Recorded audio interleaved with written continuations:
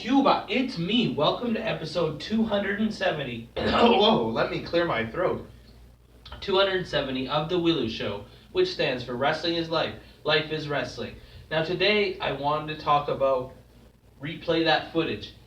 Have you ever, I'm sure everybody has, if you're involved in wrestling and you're a referee or a manager or a wrestler or a ring announcer or whatever you may be, even if you're a fan, how often do you, like I said, I'm sure everyone does, how often do you go back and watch your matches? Especially now in the days of social media. Like when I first started, I was lucky that 1 out of every 10 shows I did got on tape, and that was VCR tape. Nowadays, it seems like after every show, the video's on YouTube within a week. And I find that very handy, and obviously I love that.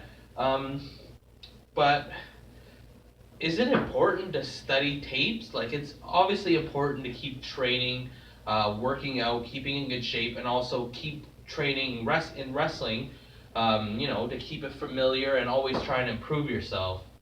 But how important is video study to improving yourself? I know, like, it's a lot of the other sports, the coaches use a lot of video to teach lessons. Hey, look at how you did this, look at how you did that.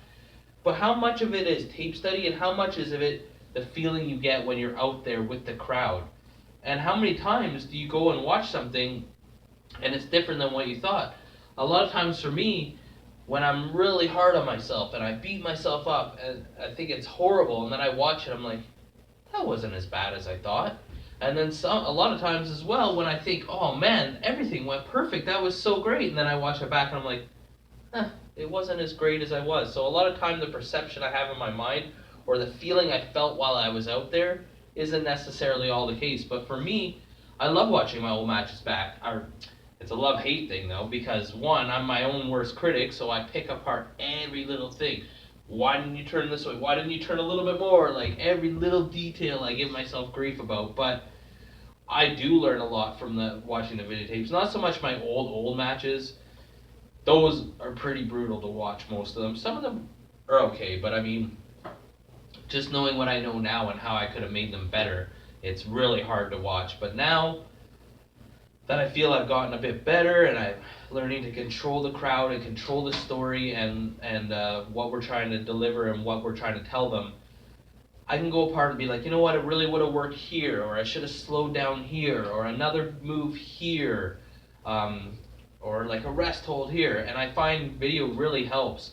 And I really enjoy watching myself. Sometimes I'll get in these nights where it's like a weekend, I don't have to be up too early in the morning for work or whatnot, and I'll binge watch, and I'll watch like 6 or 7 of the matches that really give me a big smile on my face. I can just watch them and I'll be like so delighted. And sometimes there's like one move, and I'll just keep clicking it back, and I'll watch it like sometimes I'll watch a move 20 times, either just to see the big pop from the audience, just to see the landing, or just to see to watch every single individual person in the crowd space. Like I'll watch it, and the first time I'll watch this lady, and the next time I'll watch the movie and I'll watch this little kid's reaction, then I'll watch this guy's reaction. Like I just love doing that. And I do really enjoy watching my old matches, and I feel I do learn from them. And I'm grateful that the technology we have nowadays it makes it able to do that. But nothing takes away from getting in the ring. That's the best practice. And also working out, making your body stay in good shape. But I find the video is definitely the third best tool for improving yourself. And also, watching it with someone that knows more than you or is a veteran is also a great idea, because they can pick out things that even someone that's not a veteran, like don't get me wrong, you could be someone that's just a year in the business, but most of the people that are in the business are fans. So sometimes sitting there and watching it with another wrestler or even a manager or even a fan, of course, anybody, a referee, a lot of times it can really help just hearing somebody else's point of view.